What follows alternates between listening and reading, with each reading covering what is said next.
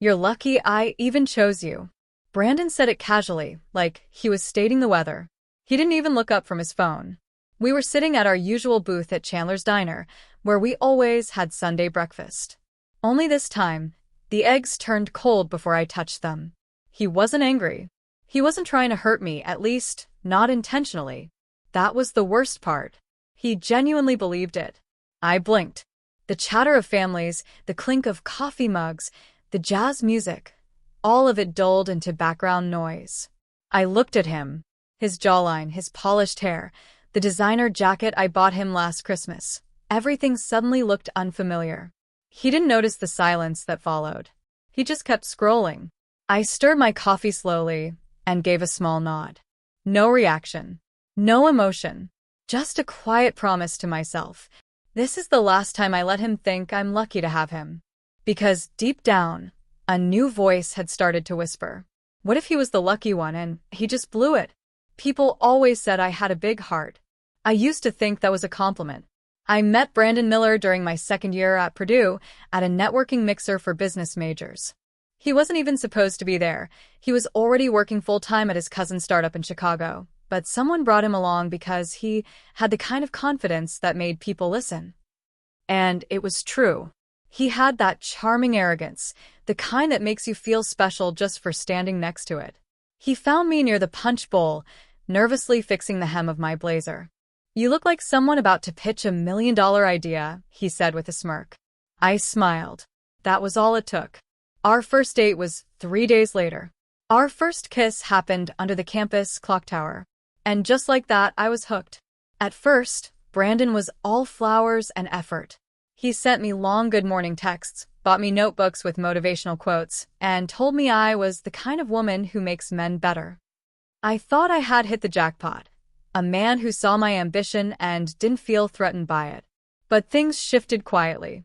Not all at once, more like a slow leak I didn't notice until the floorboards were rotting. He started making comments. Subtle at first. Like, are you really wearing that to the internship interview? It's kinda bold. Or, you're so smart, just don't get too intense with people. It scares them. I laughed it off. I always did. Because I wanted him to be proud of me. I wanted to be easy to love. When I landed a marketing internship at a firm in Indianapolis, he barely reacted. Cool, he said. But are you sure that doesn't sound more like a PR thing? I told myself he was just being honest. That he cared enough to be critical. But deep down, a tiny version of me was shrinking. Folding into herself just to be digestible. Brandon loved being the one in control. He picked the restaurants. The movies. Even the playlists. Once, I asked if we could listen to one of my favorite artists, Arlo Parks, and he said, she's fine but kinda moody. Can we just do Drake? I said okay. I always said okay. My friends noticed before I did. Tasha, my roommate, once said, why do you always come back looking smaller? I laughed. He's just a strong personality. She frowned. No, Alyssa. He's a vacuum. You disappear around him. I didn't know how to answer that. I told myself relationships were compromise. I told myself he was just confident. I told myself I was lucky. I told myself all of that because I didn't want to face the truth. That he needed me small to feel big. It wasn't always bad. That's what made it harder. He could be incredibly thoughtful. Once, when I got the flu, he left a basket at my door with soup, vitamin C, and a handwritten note. Get better soon, my powerhouse. And when my dad had a minor heart scare, Brandon drove 3 hours just to be at the hospital with me. He brought my mom coffee, joked with my little brother, and made everyone think he was a gift from God. But those were moments, not patterns. The pattern was this. He was kind when it benefited his image. In public, he was affectionate, protective. But in private, I became background noise. The imbalance grew slowly. I helped him revise his resume. I edited his investor emails. I coached him through his fear of public speaking. When he got his first big promotion, I threw a surprise party. He didn't even mention me in his thank you speech. I paid for half the rent, did all the cooking, and even helped cover his car payment once when he forgot about it. When I hinted that I needed more appreciation, more effort, He called me needy. He'd tilt his head and say, "Alyssa, you know most girls would kill for what you have, right?" That sentence stuck to my ribs like old gum. Most girls would kill for what you have. What did I have, really? A boyfriend who dimmed my light so he could feel brighter? A man who wore my energy like a coat and then tossed it off when the sun came out? I wasn't perfect either. I stayed too long. I silenced my own gut. I thought I could earn love by being indispensable. I thought if I just worked harder, loved better, gave more, he'd finally see me. But Brandon wasn't blind. He saw exactly what I was, and he liked that I doubted it. One of the worst fights we had happened on my birthday. I'd planned a small dinner with my closest friends, Tasha, my sister Erin, and a few coworkers from the firm. I reserved a table at a cute place downtown. I picked out a gold dress that made me feel like Beyoncé. I curled my hair. I felt good. Brandon showed up 45 minutes late, didn't say happy birthday when he arrived, and made a snide comment when I hugged my male coworker. He barely spoke all night, just scrolled through his phone and picked at his food. When we got home, I asked, "What's wrong?" He shrugged. "You just look like you were enjoying yourself a little too much. You barely even noticed me." I stared at him. It was my birthday. He didn't flinch. Exactly. That night, I cried in the shower for over an hour. Not because he forgot, but because I realized he always wanted to be the main character, even on my day. From then on, something inside me began to shift. I stopped looking at him like a lighthouse. I started wondering what life might look like without someone constantly holding a mirror up to my flaws. I remembered a version of me that existed before him. The one who ran student government in high school. The one who painted her nails bright colors and wore big hoop earrings unapologetically. The one who once told a room full of board members that she wanted to run her own marketing agency by 30 and meant it. Brandon had chipped away at that girl. But she wasn't gone. She was just waiting for the right moment to come back. Then came the moment that started the story, that morning at Chandler's. We'd been fighting more often. Little jabs, passive digs. I had stopped laughing at his jokes. He noticed. His ego didn't like it. He looked me dead in the eyes and said it. "You're lucky I even chose you." And in that split second, everything clicked. I saw the whole story. I saw the time he made me change my dress because it was too loud. I saw the way he used to laugh at my poetry and say, "That's cute." I saw the way he called his exes crazy and never took responsibility. I saw the future, and it looked exactly like the past. Except this time, I wouldn't be in it. That day, I didn't yell. I didn't throw anything. I didn't cry. I just finished my coffee, split the bill, and walked out. He didn't follow me. He didn't think I meant it. But that's the thing about people like Brandon. They don't realize the quiet exits are the most permanent ones. I wish I could say Brandon noticed right away that he called, showed up at my apartment, tried to fix things. But he didn't. He didn't text me for 2 days after I walked out of Chandler's diner. When he finally did, it was a single message. "You good?" No apology. No explanation. Just that. I stared at the screen for a long time. Then I locked my phone and put it face down. I didn't owe him a reply. Not anymore. But that didn't mean it didn't hurt. The silence from someone you once gave your entire heart to doesn't feel like freedom at first. It feels like being erased. I kept checking my phone like some part of me still wanted him to chase me. Still wanted him to say, "I'm sorry. I was wrong. I didn't realize what I had." He never did. The days after the breakup felt surreal. I still had to show up to work at the agency where I was recently promoted. I still had deadlines, client calls, and Monday morning check-ins. But behind the polished blazer and winged eyeliner, I was unraveling. I had spent so long building my life around Brandon's orbit that I didn't know who I was outside of it. I didn't post on social media. I didn't tell anyone except Tasha and my sister Erin. I wasn't ready for the comments, the pity, the questions. Tasha wanted me to go out, distract myself, flirt with someone taller. "I don't want taller," I told her. "I want peace." She nodded and said, "Then start there." The fallout didn't happen all at once. It came in waves. First was the realization that most of Brandon's friends weren't really my friends. They unfollowed me, untagged me from group pics. One of them even posted a shady story with a caption, "Keep your value high, kings." Subtle. Predictable. Then came the text from his mom. Yes, his mother. "I know you and Brandon are having a rough patch. Don't let pride ruin something good. He may not say it, but he needs you." I read it twice, mouth slightly open. Pride? This woman watched me bring sweet potato casserole to her Thanksgiving table for years in a row. She knew how often I stayed up editing his investor decks. But now I was just a prideful girl walking away from her perfect son? I didn't respond. Some rejections don't come with screaming matches or dramatic exits. Some come in the form of silence, the kind that lets you see everyone's true character. A week later, I got invited to a rooftop launch party for one of our agency's biggest clients, a beauty tech brand going public. I didn't want to go, but Tasha practically threw me into my heels and shoved lip gloss into my hand. "You don't have to perform," she said. "Just show up. Remind yourself who you were before him." So I did. I wore a satin emerald green dress and my favorite gold hoops. I curled my hair, wore heels tall enough to make my legs feel like poetry, and walked in like I owned something. Maybe just my dignity, but that was enough. He was there. Of course he was. Brandon wasn't a beauty guy, but his startup had recently signed a cross-promo deal with the brand. I saw him before he saw me, standing near the bar, laughing too loudly, his arm around some tech bro's shoulder. And then he turned. Our eyes locked for a split second. I felt a strange calm settle into my bones. Not fear. Not anger. Just clarity.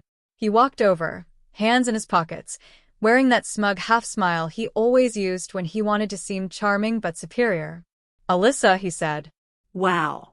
"You look—" He trailed off. I didn't fill the silence. "You came," he added, glancing around. "Didn't think this would be your kind of thing." "My kind of thing?" I asked quietly. He shrugged. "I just mean you always said you preferred smaller settings." I tilted my head. "Maybe I was just smaller around you." He blinked. Then he smiled, the kind of smile men use when they realize the control is gone.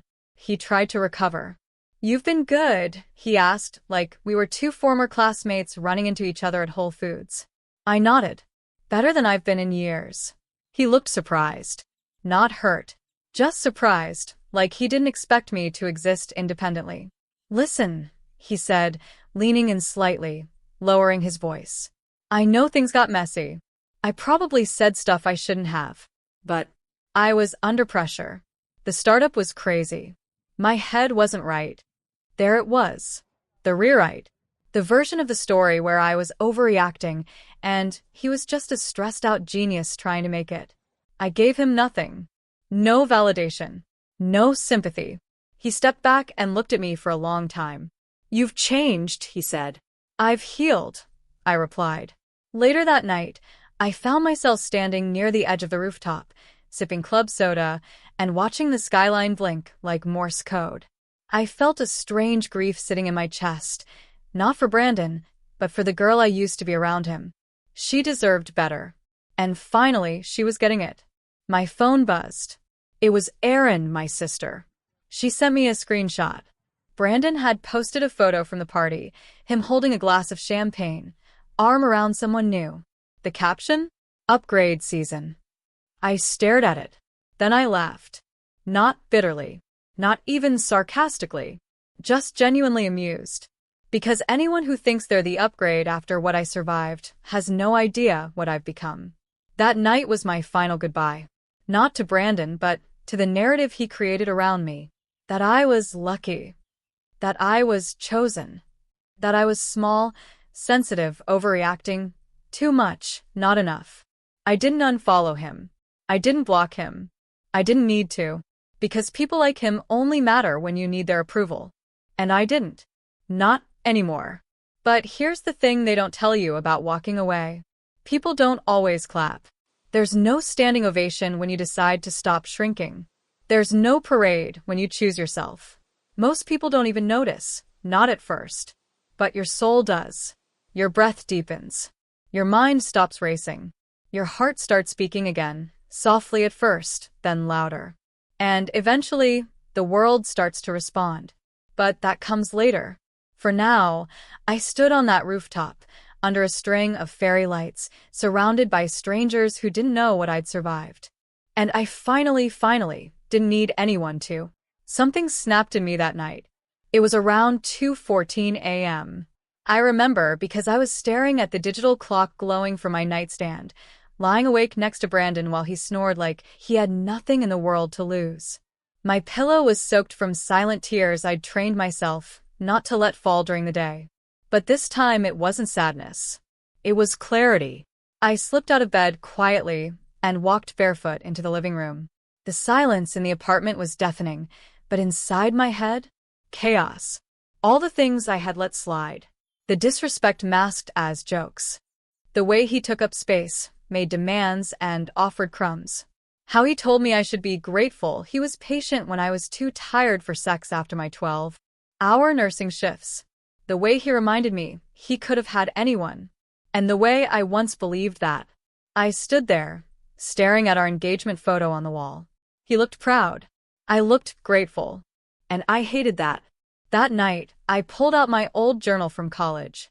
I flipped past entries where I used to dream about opening my own wellness spa, something holistic, something rooted in healing, and realized that version of me had disappeared somewhere between Brandon's needs and his ego. So I made a list, not of what I hated, but of what I wanted. And for the first time in years, Brandon's name wasn't on it. The next morning, something changed. I didn't announce it. I didn't start a fight. But I started pulling pieces of myself back, quietly, consistently. I stopped cooking for him. I started taking shifts that allowed me space, time, and overtime pay. I began saving money. I opened a separate account. I stopped canceling plans with my friends just to sit on the couch next to him while he ignored me for fantasy football. The shift wasn't loud, and that's what made it powerful. Brandon started to notice. "Babe, where's my breakfast?" "Oh, I figured you'd want to get your own. You always say I don't do it right anyway." His eyebrows lifted. He didn't like that. But I smiled sweetly, kissed his cheek, and left for work before he could respond. I started dressing better. Not for him, for me. I got my hair done, got back into yoga, bought a journal that wasn't water-stained from tears. And when I laughed, not politely, but loudly, I saw the confusion on his face. The man who once told me I was lucky to have him started acting nervous. He began texting more, asking where I was, showing up at the hospital with flowers, complimenting my clothes, the same ones he used to call trying too hard. But I wasn't trying at all. I was reclaiming. The final straw wasn't a fight. It was a dinner. Brandon took me to this upscale restaurant downtown, the same place we went to on our second anniversary. He ordered steak, wine, dessert. He smiled the whole time, like things were magically back. Then, as the waiter cleared our plates, Brandon reached across the table and said, "I'm glad you're back to normal. You were acting weird for a while." I blinked. I leaned back. And without skipping a beat, I said calmly, "Brandon, I'm not back. I'm leaving." The silence was sharp. He laughed, like I was joking. But when he saw the calm in my eyes, the truth registered. "I've been planning this for months," I told him. "I already signed a lease. I've got a new apartment. Movers are coming next week." He stared at me like I'd stolen something from him. And I had. His power. Because the moment I stopped believing I was lucky to have him and started valuing myself, his entire control crumbled. When I stepped into my new apartment for the first time, I stood there motionless, barefoot on the hardwood floors, sunlight pouring in through floor-to-ceiling windows. It smelled like fresh paint and lavender from the candle I brought in my purse. There was no Brandon. No his and hers, anything. Just me and silence. I closed the door and let out the breath I'd been holding for months. That moment marked the beginning of me coming back to myself. The weeks that followed were a flurry of transformation. First, I cut my hair, not drastically, just enough to feel new. Light, shoulder-length waves replaced the long curls Brandon used to say made me look too young. Then came therapy, not just to heal, but to understand. Why had I tolerated so little? Why did I give so much? My therapist, Dr. Reyes, asked one question that unraveled everything. Who taught you that you had to earn love? I didn't have an answer that day. But I started looking. And while I searched inward, my outer world began to shift too. I started saying no, without apology. I deleted old messages without rereading them. I unsubscribed from the mental newsletter that kept telling me I was only lovable when I was convenient. One morning, I looked in the mirror, no makeup, wet hair, oversized t-shirt, and smiled. Not because I looked good, but because I looked like me. And for the first time in years, I actually liked who I saw. Then came the physical glow-up. I started going to the gym, not to be hot but to be strong. I began meal prepping, not for a guy's approval, but because I deserved to feel energized. My skin cleared up. My posture straightened. I began dressing in colors I used to avoid. I even joined a community business course for women-owned startups. Every version of me Brandon tried to stifle was re-emerging, louder, bolder, unafraid. And fate? Well, it has a funny way of showing up when you're finally done waiting for it. At one of our business networking events, I presented a pitch for a wellness startup, something I dreamed about for years but shelved because Brandon once said, that kind of thing doesn't make real money. My pitch was raw, honest, and deeply personal, centered around helping women rebuild their self-worth after emotional neglect. By the time I was done, 3 investors approached me. That night, I cried. Not because I was overwhelmed, but because I realized I had become the woman I used to daydream about when I was stuck in a relationship that made me feel small. I was building something. I was becoming someone. And then came the message. It was 11:08 p.m. on a Wednesday when my phone buzzed. A text from Brandon. Hey. Just saw your pitch on LinkedIn. You look incredible. Proud of you. Followed by, would love to catch up sometime, no pressure. I stared at the screen for a moment, a smirk forming on my lips.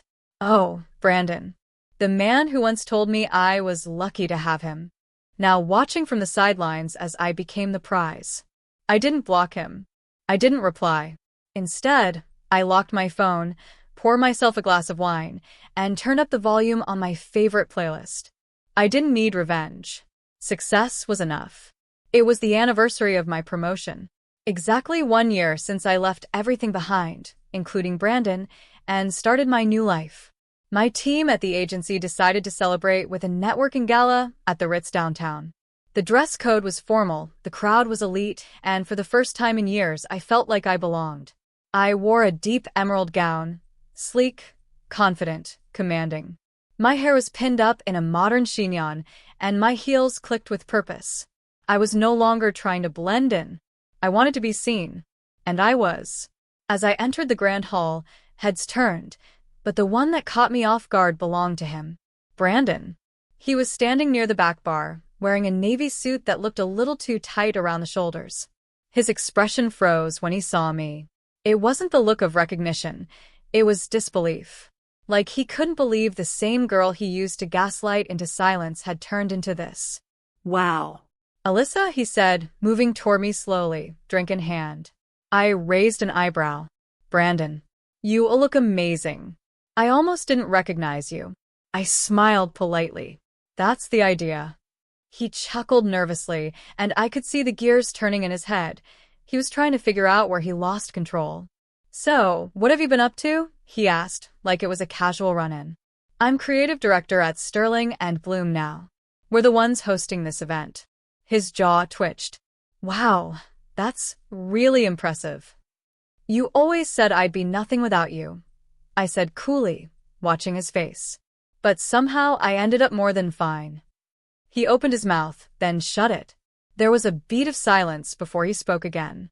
I was stupid back then. I didn't see what I had. You didn't want to, I corrected. You needed me to believe I was beneath you. That's the only way you felt powerful. Brandon looked down, embarrassed. Maybe I was insecure. But you have to admit, we were good together. I tilted my head. No. I was good. You just got the benefit of it. That was it. No shouting. No drama. Just the quiet, undeniable weight of truth.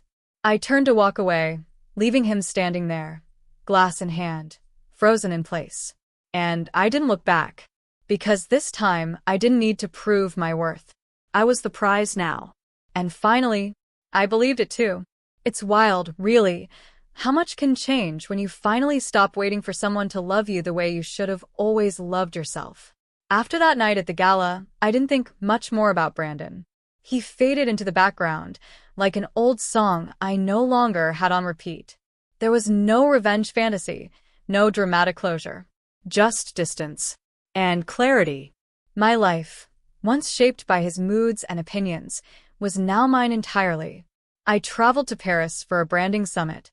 I mentored young designers who reminded me of the girl I used to be, unsure, overlooked, eager to please.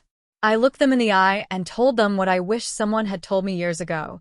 You are not hard to love. They were just unequipped. The loft I moved into became my sanctuary. Light-filled mornings, candles in the evenings, silence that didn't feel empty. I started painting again, something Brandon had once mocked as a waste of time. Now those paintings hung in local cafes. People actually bought them. I had friends who celebrated me, not tolerated me. Colleagues who listened when I spoke. A life that felt like mine, not borrowed from someone else's timeline. And most of all, I had peace.